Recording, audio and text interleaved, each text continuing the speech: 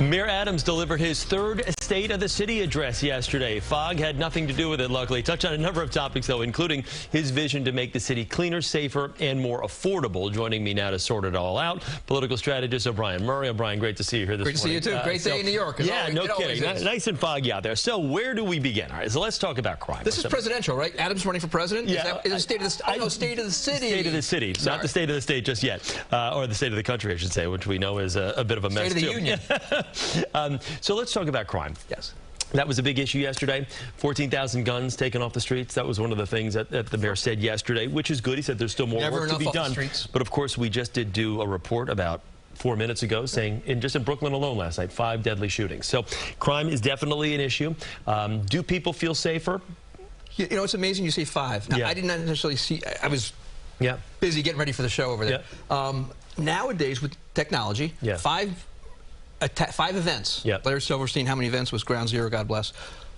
Is it 5 notifications to every viewer that you guys have that get the emails from you and get the text or the newspapers? Or is it 1 event where 5 people got shot and there's 1 notice? And then it's event happened, then they caught somebody, then they go, like, the media is doing their job in technology. They hear that 5 murders 25 times from 1 source because you're doing your job.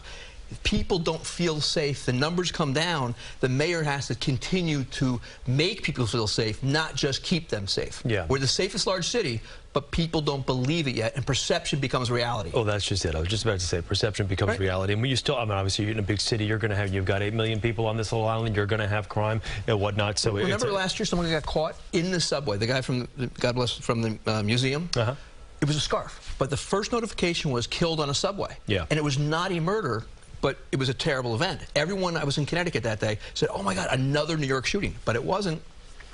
That's the thing. Everybody thinks it's such an unsafe city, but it's just still the safest big city We've also in got America. The greatest media that notifies everybody. That's just it. That is our jobs as well. Let's talk about affordable housing right now.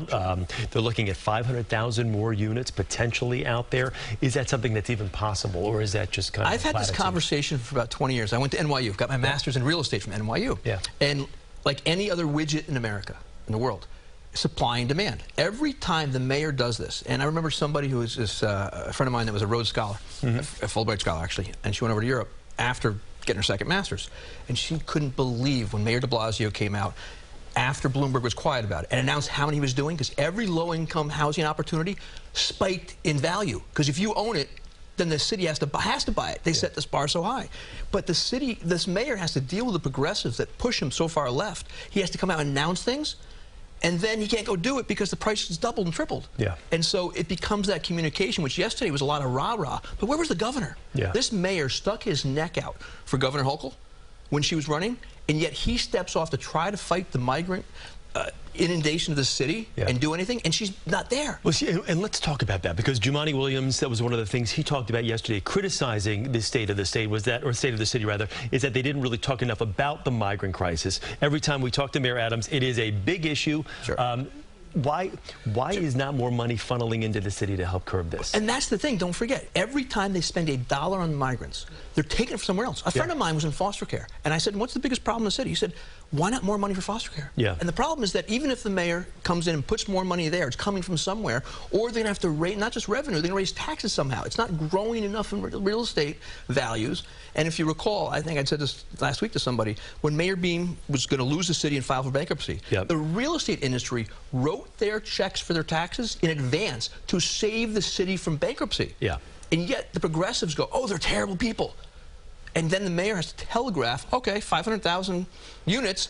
Where's that land come from? Where are we going to get that land? The where are we going to get demand that money? spikes and the prices go up and he can't deliver. Yeah, so many issues to talk. We could go on for quite a bit more time on this. He tried to get in as much as he could, and they'll try to make as many people as happy as they can. The governor should have been there and should be supporting this mayor for what he did for the election, but they have to work together to get money from Washington for New Yorkers, to fight for New Yorkers and those coming to the city. And that's the one thing that's a common thread throughout, is they need money, both statewide and citywide.